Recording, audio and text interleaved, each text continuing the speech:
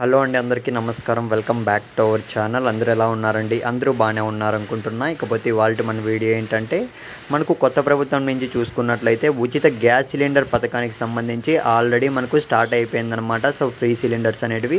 కాకపోతే చాలామంది అయితే మేము డబ్బులు అనేది కట్టేశాము, సో మా గ్యాస్ సిలిండర్ తీసుకొని, సో మాకు అకౌంట్లో ఎప్పుడు పడుతుందని అయితే చాలామంది అయితే అడుగుతున్నారనమాట, ఎదురు చూస్తున్నారు.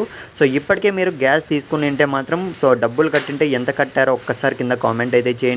సో దీనికి సంబంధించి మనకు అమౌంట్ అనేది పడుతుందా పడదా, ఎవరెవరు ఎలిజిబిలిటీ, ఎవరికి మాత్రం సో డబ్బులు అనేది మళ్ళీ రీఫండ్ అవుతుంది అన్న దానిపైన అయితే ఒక చిన్న అప్డేట్ అయితే తెలిసింది. సో ఇదైతే ప్రతి ఒక్కరు మిస్ కాకండి. సో అట్లీస్ట్ మీ ఫ్రెండ్స్కి అయితే షేర్ చేయడానికి అయితే ట్రై చేయండి. సో ఇక మనం ఏమాత్రం ఆలస్యం చేయకుండా వీడియోలోకి అయితే వెళ్ళిపోదాం.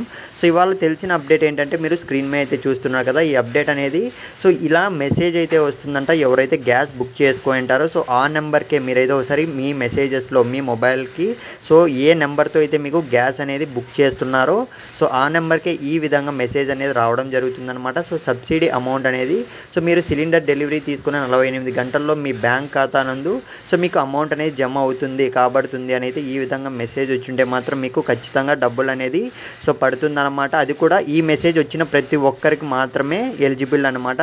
సో మీకు మెసేజ్ వచ్చిందో రాలేదో ఒకసారి చెక్ చేసుకొని కామెంట్ అయితే చేయడానికి ట్రై చేయండి. సో మళ్ళీ నెక్స్ట్ వీడియోలో కలుద్దాం.